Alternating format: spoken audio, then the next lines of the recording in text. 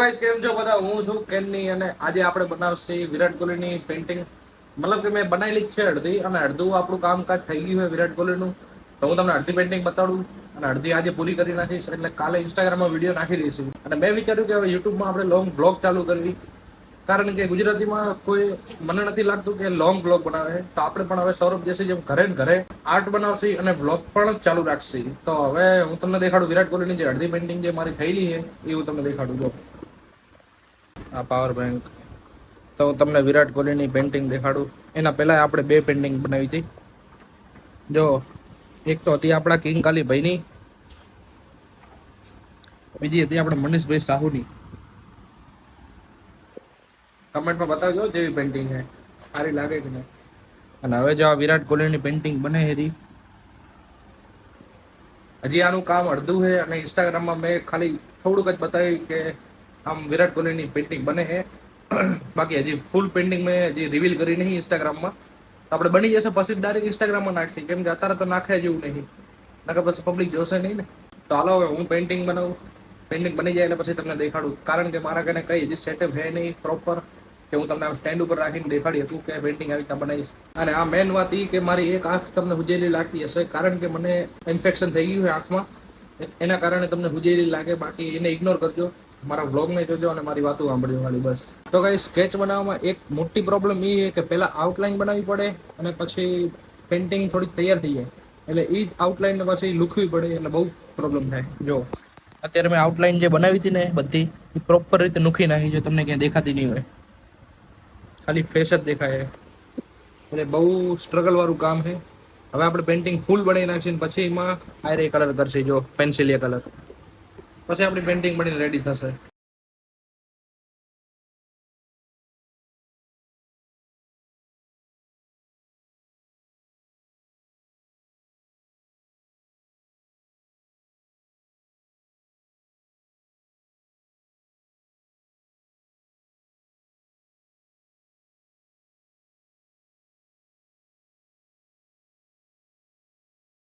તો guys finally 2 કલાક પછી આપણી ડ્રોઈંગ કમ્પ્લીટ થઈ ગઈ છે, જોઈ શકો તમે. હવે આપણે કલર પૂરશી, કલર પૂરી જાય પછી તને દેખાડું. તો ગાઈસ ફાઇનલી મેં તમને કીધું હતું કે કલર પૂરી જાય એટલે તમને પેઇન્ટિંગ દેખાડી દઈશ. તો ફાઇનલી જોઈ શકો તમે વિરાટ કોહલીની પેઇન્ટિંગ બની ગઈ છે. કોમેન્ટમાં મને બતાવજો કે પેઇન્ટિંગ જેવી બની, બરાબર. અને વિરાટ કોહલીને ટેગ પણ કરજો. તો હવે આપણે બીજી પેઇન્ટિંગની તૈયારી કરવી, તો મને કહી દો કોમેન્ટમાં કે હવે બીજી નેક્સ્ટ પેઇન્ટિંગ કોની બનાવવું. તો ગાઈસ ફાઇનલી તમારો ભાઈ હવે નાઈને તૈયાર થઈ ગયો છે. હવે આપણે જાસી બારે. જોઈ શકો 3 ગલુડિયા અંદર આવી ગયા. હે તો આપણે જાસી બારે. તો ગાઈસ ફ્રેશ થઈને હવે આપણે કર્યો નાસ્તો, જોઈ શકો તમે. નાસ્તો કરીને હવે આપણે જશે બજારમાં ભાઈબંધોને મળવા.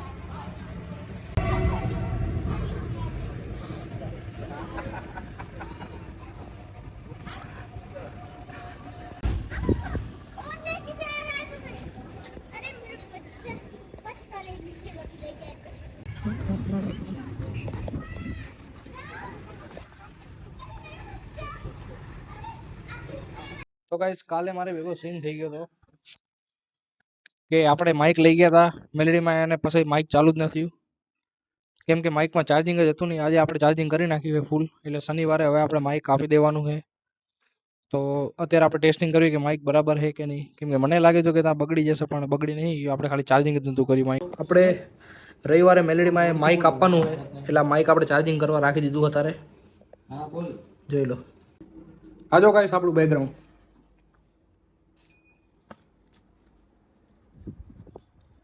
દાદા શું જુઓ હે? સમાચાર સાંભળો. હા, ઘરમાં આપણું બેકગ્રાઉન્ડ જો વિડીયો યુટ્યુબમાં નાખવાનો, આપણે બ્લોગ બનાવવાનો ડેલી. શું કહેવા માંગો? આપણે પપ્પાનું પોડકાસ્ટ લેશી, બરાબર?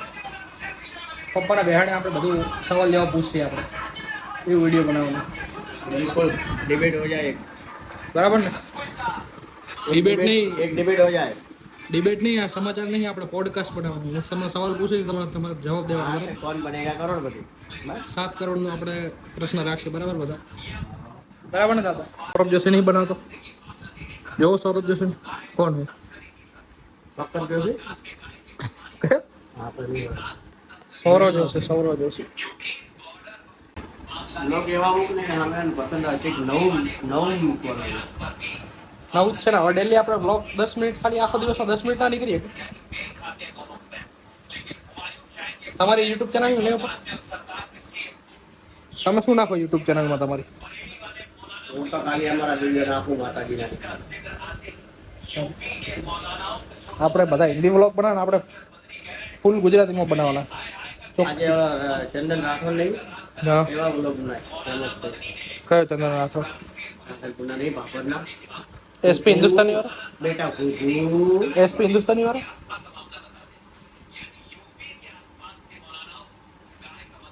પબ્લિકનો કોમેન્ટ એમાં આવ્યો હતો કે પપ્પાને અને દાદાને બેહાડીને પછી એમને સવાલ જવાબ કરવાના એમની લાઈફ વિશે, પાછળનું શું શું કરેલું હતું, શું નહીં, એમ બધું. એવું આપણે શું કરશે હવે?